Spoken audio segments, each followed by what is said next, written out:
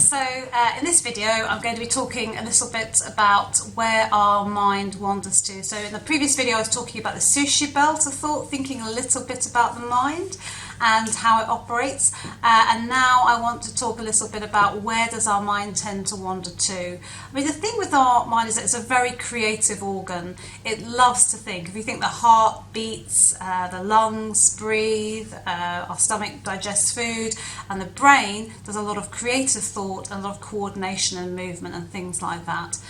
So it's a really clever organ that often imagines things and creates things in our mind, and that's a mixed blessing, because actually it's really good to think, what am I going to do later on, what might I need for tomorrow, what's that conversation with my boss going to be like.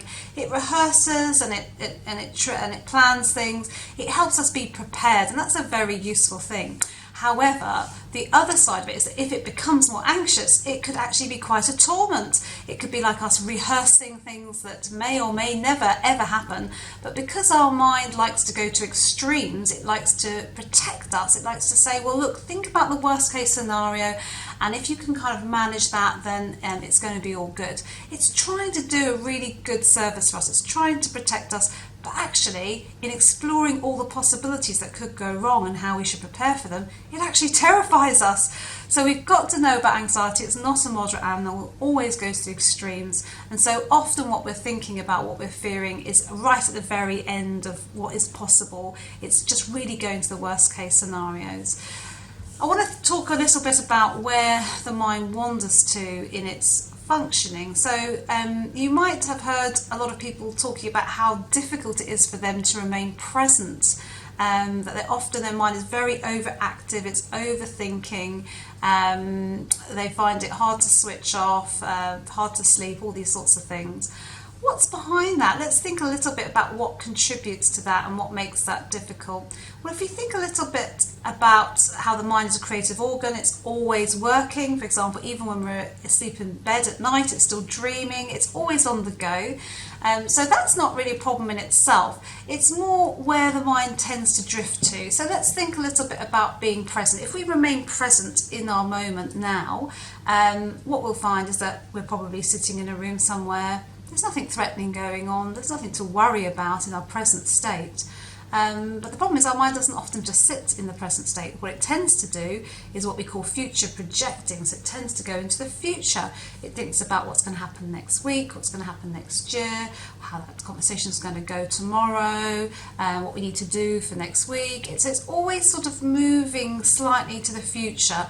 And a lot of our modern day living encourages that. So our diaries, social media, our phones are all about what's happening next or what other people are doing. It's always thinking about the future.